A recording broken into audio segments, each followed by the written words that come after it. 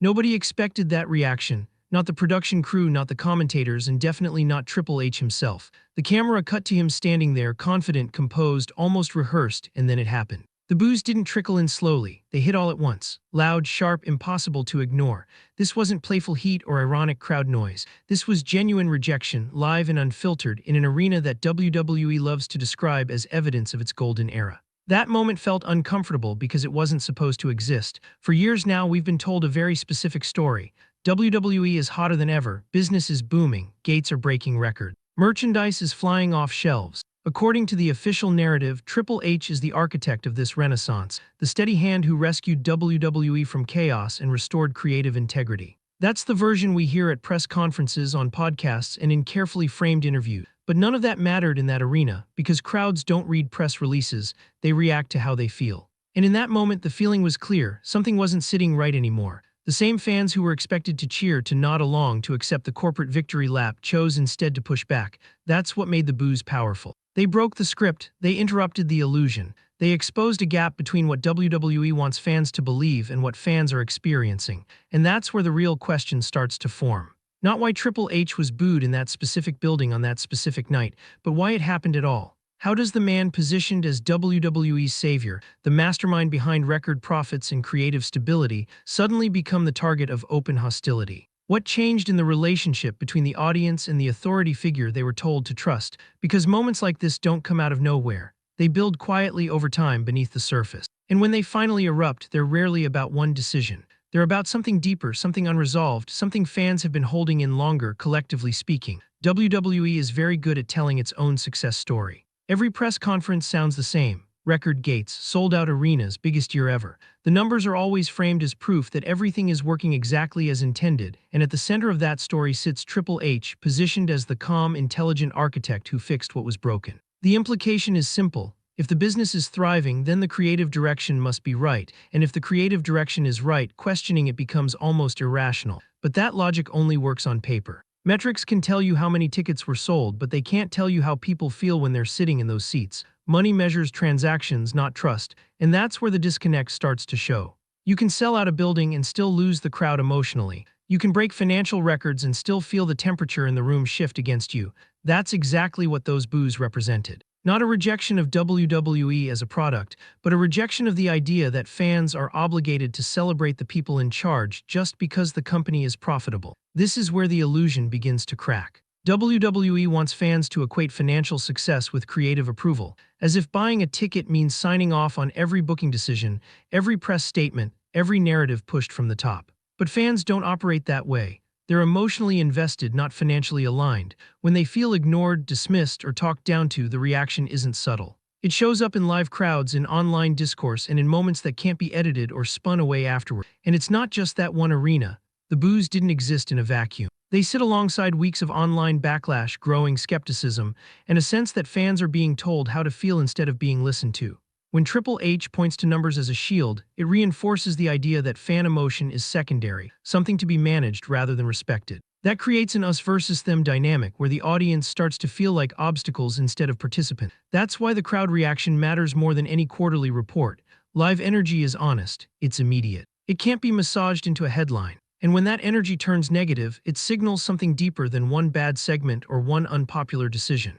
It suggests a widening gap between the story WWE is telling about itself and the reality fans are living week to week. The boos weren't ignorance, they were awareness. Once you start looking for it, the pattern becomes impossible to ignore. Whenever something lands well, whenever fans respond positively, Triple H is positioned front and center as the visionary behind it. He's praised as the long-term thinker, the steady leader, the one who understands wrestling better than anyone else in the room. Success is personalized. It has a face, a voice, and a narrative that points upward toward the same authority figure every single time. But when decisions backfire, when backlash starts building, the framing quietly shifts. Suddenly, responsibility becomes abstract. The language changes. It's no longer about creative direction from the top, but about wrestlers making choices, veterans wanting certain outcomes, or circumstances that were out of anyone's control. The power structure fades into the background just long enough for someone else to absorb the criticism. That's where the scapegoat pattern takes shape.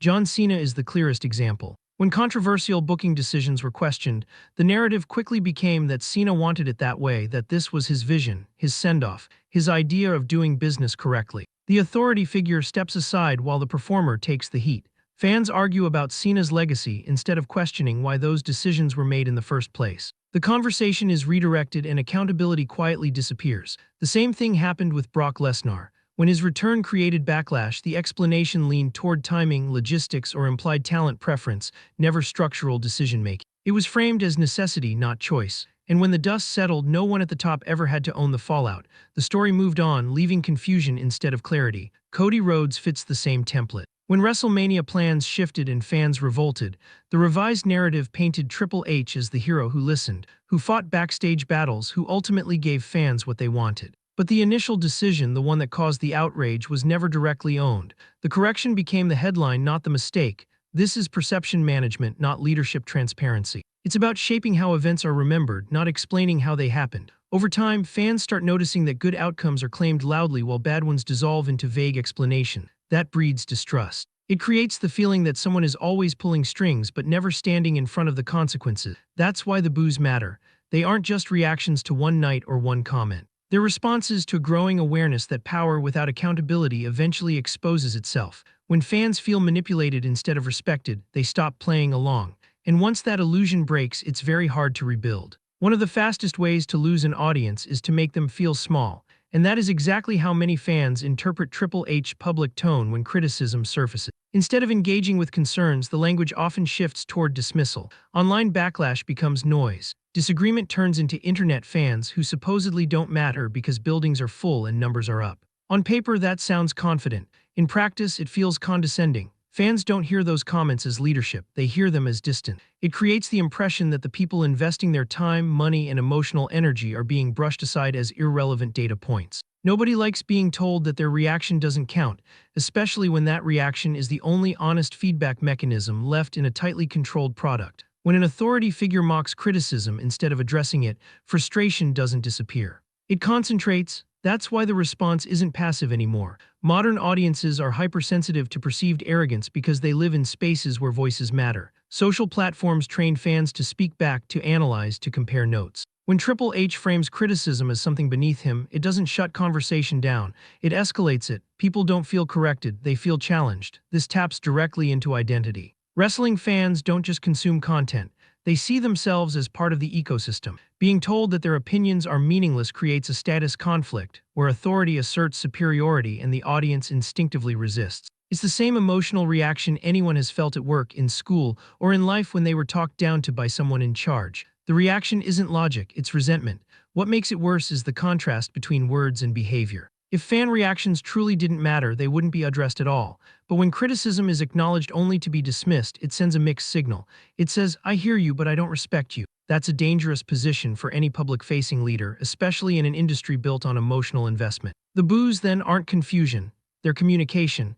They're fans pushing back against a tone that feels dismissive rather than confident. People don't turn on authority figures because of one bad decision. They turn when they feel unheard long enough to stop caring about playing nice. And once that shift happens, applause becomes conditional, not automatic. That shift is what executives underestimate. Respect isn't demanded, it's earned repeatedly. When authority relies on sarcasm and deflection, it signals insecurity, not strength. Fans notice that instantly. They don't want perfection. They want honesty, accountability, and a sense that their voice still has weight inside the machine.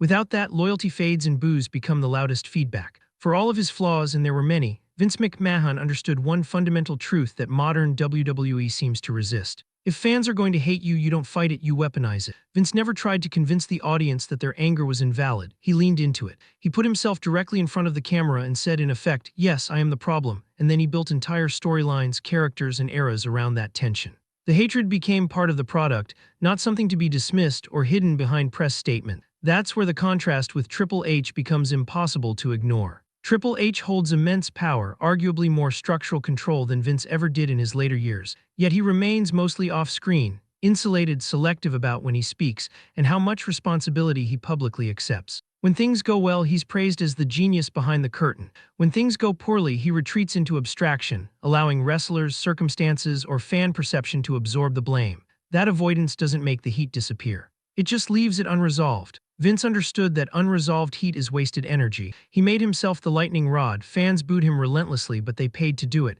They tuned in because the conflict felt real. Authority wasn't hidden, it was embodied. When fans felt powerless, they were given a face to push against. That release valve kept the audience emotionally invested even when they were furious. What's missing now is that release. Triple H receives real, organic backlash, but instead of turning it into narrative fuel, it's treated as an inconvenience. The heat exists, but it floats aimlessly, never anchored to a character or storyline. That's a missed opportunity, not just creatively but emotionally. Wrestling thrives on personified conflict. Fans don't want to argue with a corporate structure, they want someone to react to. Nostalgia plays a role here, not because fans want the past repeated, but because they remember how effective that model was. Vince wasn't loved, but he was understood. His role was clear. His presence acknowledged the tension between management and audience instead of pretending it didn't exist. Triple H's approach asks fans to separate power from accountability, to accept authority without representation. That's a harder sell. The loss isn't about wanting Vince back. It's about recognizing that WWE has real heat and no clear way to use it. When authority hides, resentment festers. When authority steps forward, conflict becomes content. Fans don't crave chaos, they crave honesty in the power dynamic. Vince gave them that even when it was ugly. Triple H, by staying half visible and half protected, leaves that emotional space empty. And empty spaces in wrestling don't stay quiet, they eventually fill with boos. Modern wrestling only truly comes alive when reality bleeds into the story. The moments fans remember aren't clean, perfectly planned arcs.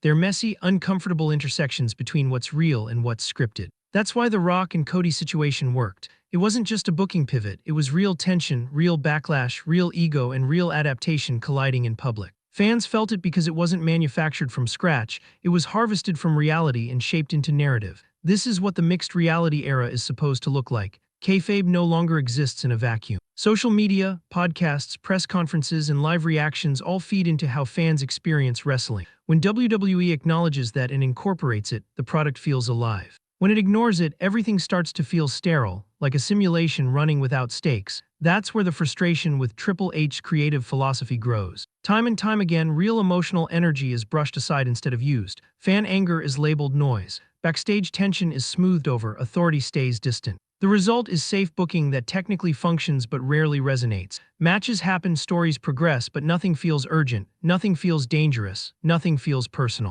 Art doesn't work that way. The most powerful stories in wrestling or anywhere else are pulled from lived experience. Pain, conflict, embarrassment, pride, resentment, all of it matters. When those elements are stripped out in favor of clean optics and controlled messaging, fans sense it immediately. They may not articulate it in those terms, but they feel the absence. They feel like they're being asked to care about outcomes that were never allowed to matter emotionally. The scarcity here is authenticity. WWE has it within reach, yet keeps choosing restraint. The company has real villains, real tension, and real audience reactions, but refuses to lean fully into them. Instead of amplifying the truth, it neutralizes it. Instead of heightening emotion, it flattens it.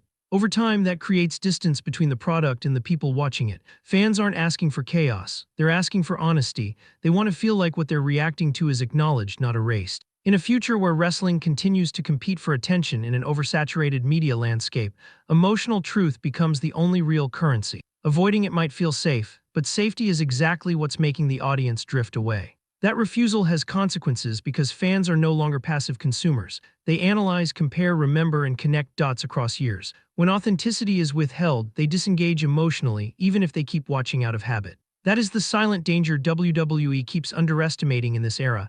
It erodes trust, excitement, and belief in the stories being told. The boos weren't random and they weren't meaningless. They were a response. A reaction built from months, even years, of tension that never found a place to go. Fans didn't wake up one day and decide to turn on Triple H. They reacted in the only space where their voices can't be filtered, edited, or reframed. A live arena. This wasn't disrespect for WWE as a whole. People didn't boo because they hate wrestling or want the company to fail. They booed because they care, and caring without being heard eventually turns into frustration. When reactions are dismissed, minimized, or explained away with numbers and press statements, the message fans receive is simple: your emotion doesn't count.